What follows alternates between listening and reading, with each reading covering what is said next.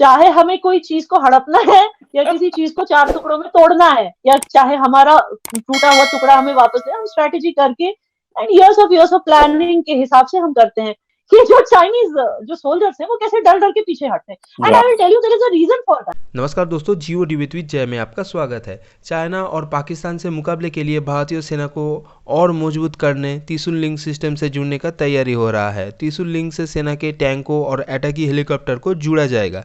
इसके जरिए जंग के मैदान पर लाइव लोकेशन और दुश्मन को पहचानने मदद होगा।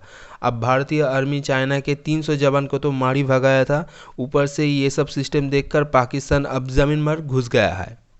जब व्हाइट हाउस के अंदर से उनके साउथ एशिया का जो उनका बंदा है, उसने परसों कह दिया कि India is a super power, तो आप किस किस खेत की मूली हैं कि यहाँ पे आके प्रोटेस्ट करेंगे? किन बेसिस पे करेंगे? आप आते हैं जहां पैसे मांगने आते हैं, आप पाँव में रींगते हैं आके, जो वो कहते हैं शर्तें आप मानते हैं। आप किस मुंह से चीजों को रोकेंगे? मेरा इट्स नॉट पॉसिबल। ना आपको ढंग की लॉबी फर्म हायर कर सकते हैं आप, ना आपके पास पैसे हैं। आप दहशतगर्दी बेच बेच के दुनिया में अपने आप को आपने इतना बदनाम कर रखा है, और डबल गेम खेल खेल के लोगों के साथ। और जिस दिन से उसामा बिन लादेन पाकिस्तान से मिले थे, उसके बाद आपको लोग, you have gone at least 25-50 years behind in foreign relations or public in foreign policy matters. I'll tell you there's a reason for that. देखिए, चाइना में वन चाइल्ड पॉलिसी है, और चाइना में ना वो पैशन नहीं, क्योंकि वो एक कम्युनिस्ट गवर्नमेंट है, वो डेमोक्रेसी नहीं है। तो जो एक पैशन जो एक इंडियन सोल्जर में होगा, चाहे हम तादाद में उनसे थोड़े कम होंगे, हालांकि हम we are the second best army after them, वो सिर्फ इसलिए कि हम तादाद में उनसे थोड़े कम होंगे, मगर जो पैशन है ना, जो एक जिगरा है, वो एक इंडियन का जिगरा एक चाइनीज नहीं compete कर सकता जिगरे में। बिकॉज वन चाइल्ड पॉलिसी से आप समझ सकते हो, ये सारे जो सोल्जर्स हैं, ये अपनी माँ बाप की इकलौती औलाद है।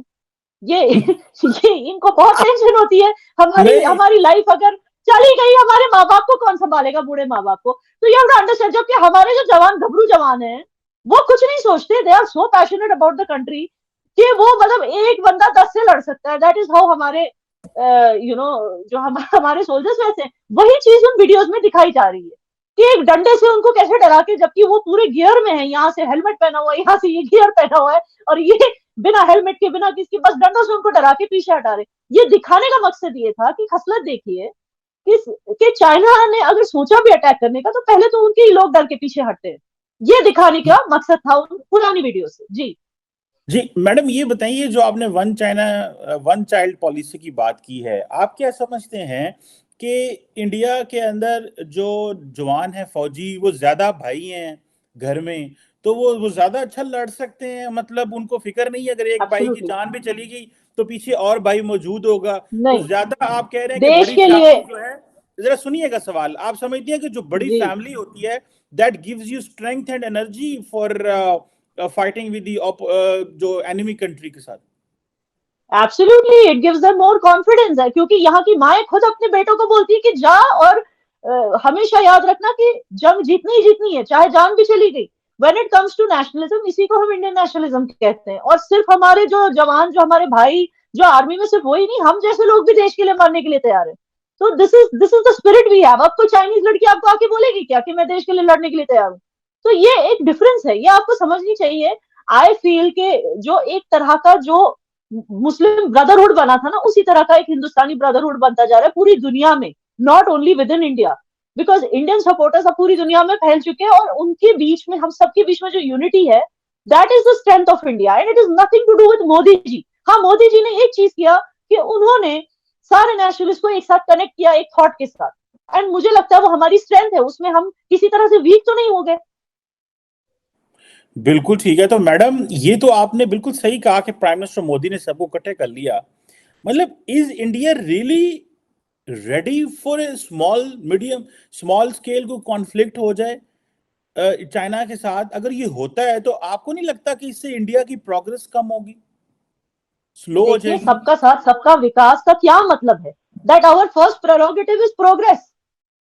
लेकिन हाँ, अगर किसी ने, मतलब वो कहते हैं ना, किसी ने हमसे पहले छेड़ने की कोशिश की, छेड़छाड़ करने की कोशिश की हमारी सोवरेनिटी के साथ, तब हम जवाब देंगे। तो पहले देखिए, अनफॉर्चुनेटली क्या था, पहले की गवर्नमेंट ने इंडिया को इतना वीक दिखाया था कि कोई भी यहाँ घुस के आए, कोई भी यहाँ कहीं भी घुस के कहीं भी बॉम्ब अटैक कर दे, चाहे वो मुंबई ताज अटैक हो या पठानकोट हो, कोई भी कुछ भी कर ले, कोई बात नहीं।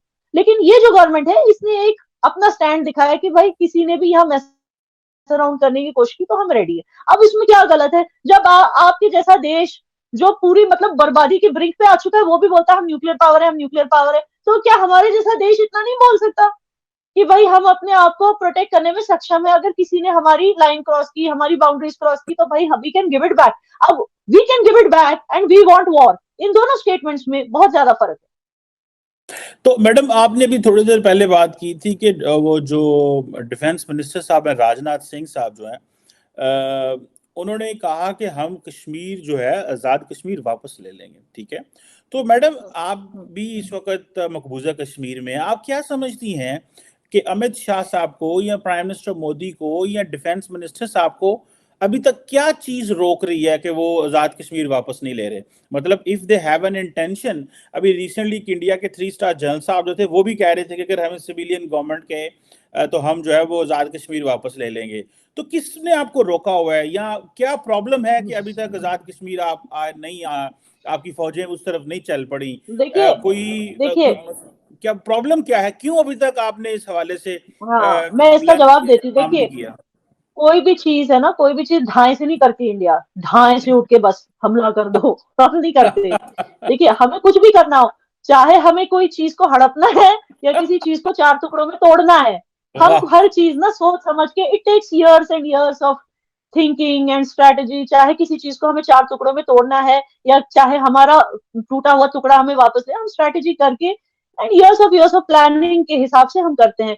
ये नहीं कि ढाई से कुछ उठ के कर लिया, जिससे सबको नुकसान होगा, आवाम को, आसपास की जो नेबरिंग पीसफुल कंट्रीज हैं और जो अनपीसफुल कंट्रीज हैं, सबको नुकसान होगा। तो इसलिए सोच समझ के करना पड़ता है। जी नहीं, तो आपने तो आजाद कश्मीर वापस लेना है तो दूसरे मुल्कों को इससे क्या प्रॉब्लम होगा? और तो को मुल्क ही नहीं है, ये पाकिस्तान और भारत का वो है। नहीं ऐसे नहीं है, तीसरा मुल्क अगर वॉर होता है ना, नहीं आई टेल यू कैसे, अगर किसी भी 2 देशों के बीच में वॉर होता है ना, तो वो पूरा जो सब कॉन्टिनेंट है वो सफर होगा, जाहिर सी बात है, इकोनॉमी कोलैप्स होगी, बहुत सारे ना मतलब एक इन्फ्लेशन बढ़ जाएगा, there is a lot. India से इंपोर्ट भी करती है आसपास की कंट्रीज, इंडिया को एक्सपोर्ट भी करती है आसपास की कंट्रीज।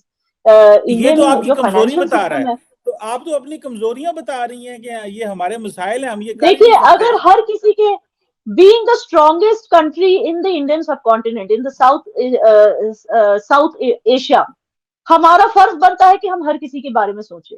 एंड बिलीव यू मी, हम पाकिस्तान के बारे में भी सोच लेते अगर उसने दुश्मनी से ज्यादा दोस्ती निभाने की सोची होती।